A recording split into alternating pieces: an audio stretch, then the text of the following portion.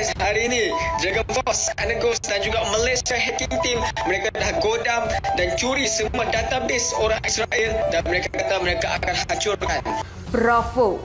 Hacker Indonesia retas dan hancurkan situs Israel. Israel marah karena situs-situs mereka dibombardir oleh para peretas yang mayoritas dari Indonesia. Salam pembuka, kami Anonymous. Kami dari Group dan Indoteam. Dan ini adalah pesan untuk negara Israel. Kalau Presiden Israel, sudah banyak pesan yang saya sampaikan kepadamu. Matinya sudah banyak, dan Anda sama sekali tidak memberhentikan serangan. Kami akan mendeklarasikan cyber war. Semua Anonymous sudah menyiapkan senjata untuk melakukan penyerangan. Siapkan media Anda, kami akan mengambil alih untuk pemerintahannya. Menghapus seluruh situs-situs Presiden. Tindakan ini sudah kami pikirkan, tapi Anda sudah melakukan dan kami akan membuat Anda menyesal atas kelakuan Anda. Biar Anonymous, biar legit. Don't forget, expect us. Karena masalah tersebut, orang-orang Israel mengatakan agar orang-orang Indonesia tidak mencampuri urusannya dan para hacker tanah air tidak menyerang website-website di negara mereka. This past week, millions of Israelis were forced into bomb shelters as missiles rained down on our cities. Many more have been wounded. You know, and I know, no country would tolerate this. Israel has responded forcefully to these attacks, and we will continue to. Israel has responded forcefully to these attacks, and we will continue to respond forcefully until the security of our people is reinstated and restored.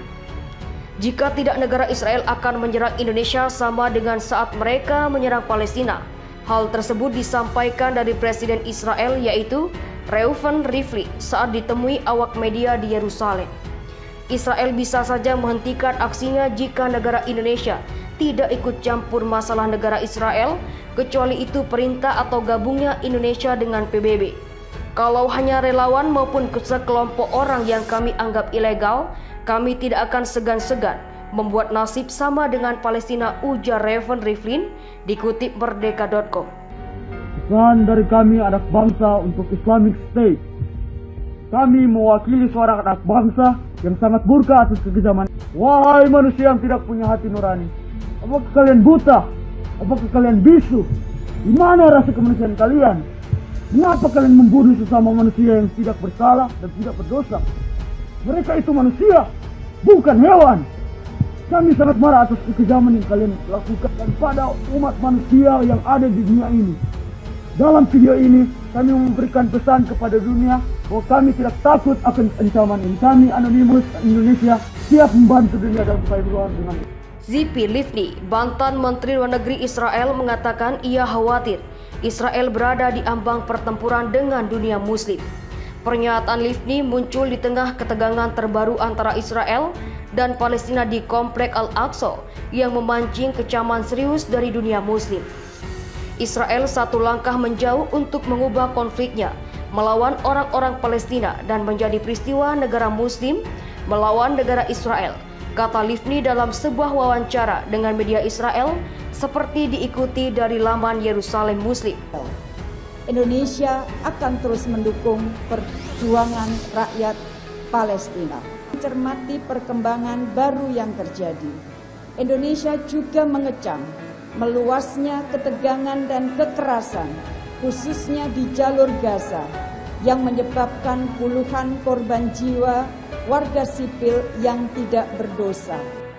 Perlu diketahui, hacker Indonesia akan selalu dan terus meretas semua situs-situs dan jaringan Israel jika tidak berhenti serang Palestina, seperti dikutip dari salah satu situs siber NKRI.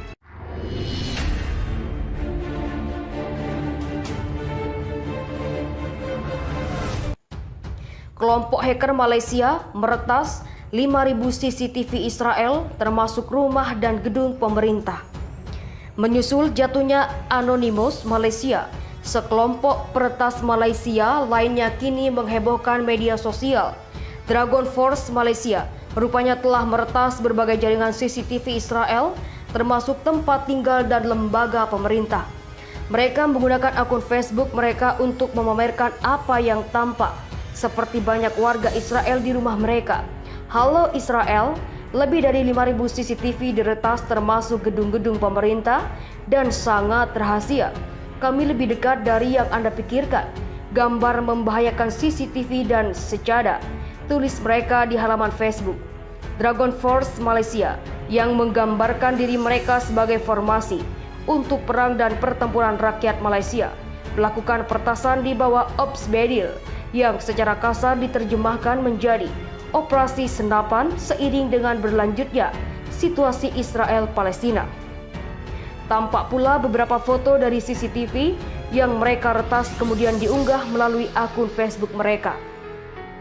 Gempur Palestina dengan senjata canggih, kekuatan Israel masih kalah jauh dengan Indonesia. Aksi brutal Zionis Israel terhadap bangsa Palestina terus berlanjut. Ratusan warga Palestina tewas akibat bom-bom yang dijatuhkan dari jet-jet tempur pasukan Zionis. Sementara kelompok Hamas terus melancarkan serangan dengan berbagai jenis roket yang diluncurkan dari jalur Gaza. Bak gajah melawan semut, kekuatan kelompok Hamas jauh tertinggal dengan mesin-mesin tempur Israel yang dilengkapi tank Merkava dan jet tempur siluman generasi kelima F-35 Lightning II. Mengutip situs data statistik militer dunia, Global Firepower tahun 2021, Israel berada di peringkat 20 dunia dengan populasi 8.675.475 orang. Israel memiliki pasukan militer sebanyak 643.000 orang. Negara Zionis ini mempunyai 595 pesawat udara yang meliputi lebih dari 250 pesawat tempur, sebanyak 23 pesawat udara digunakan untuk misi khusus serta 48 helikopter serbu. Alat tempur darat Israel juga bukan main-main, yakni 1.650 tank, 7.500 kendaraan tempur, 650 artileri, serta 100 pelontar roket. Namun apabila dibandingkan kekuatan udara dan darat, persenjataan laut Israel terbilang sedikit. Israel hanya memiliki 4 unit korvet, 5 kapal selam, dan 48 kapal patroli. Sementara itu, Global Firepower menempatkan Indonesia pada peringkat 16 kekuatan militer dunia atau 4 tingkat di atas Israel. Indonesia tercatat memiliki 1.080.000 pasukan militer aktif dengan 400.000 personel aktif. Indonesia dan Turki mengutuk keras pelanggaran dan agresi berulang kali yang dilakukan Israel dengan menargetkan warga sipil di seluruh wilayah Palestina, khususnya di Yerusalem Timur dan jalur Gaza, yang telah menyebabkan penderitaan bagi banyak orang, termasuk perempuan dan anak-anak. Ketua MPR RI Bambang Susatyo mengatakan Indonesia dan Turki siap bekerja sama, menggalang dukungan global untuk menekan PBB agar menghentikan agresi Israel ke Palestina tersebut. Hal ini diungkapkannya usai berkomunikasi lewat sambungan telepon dengan Ketua Parlemen Turki, Mustafa Sentop. Kami menekankan pentingnya Indonesia dan Turki bekerja sama, menggalang dukungan global, khususnya dari negara-negara berpenduduk Muslim yang tergabung dalam Organisasi Kerjasama Islam atau OKI, maupun organisasinya lainnya, guna menekan Perserikatan Bangsa-Bangsa untuk segera mengeluarkan resolusi mengutuk dan menghentikan agresi Israel terhadap Palestina, ujar Bamsud dalam keterangannya Selasa 18 Mei 2021. Bamsud menegaskan Indonesia mengecam tindakan Israel yang juga menduduki wilayah dan merampas bangunan-bangunan di pemukiman warga Palestina di wilayah tepi barat, termasuk Yerusalem Timur. Tindakan Israel, kata dia, harus dihentikan sesegera mungkin untuk meredakan situasi dan menghentikan jatuhnya lebih banyak korban jiwa. Sebagai Ketua Majelis Permusyawaratan Rakyat Republik Indonesia, saya mendukung upaya pemerintah Indonesia dan pemerintah Turki saat ini yang telah menyuarakan keadilan bagi Palestina melalui berbagai forum internasional. Saya juga berharap bahwa persatuan negara-negara organisasi kerjasama Islam perlu terus dijaga untuk mendukung perjuangan rakyat Palestina. Indonesia selalu mendukung perjuangan rakyat Palestina sehingga tercapainya perdamaian berdasarkan two-state solution, ujar Bamsud.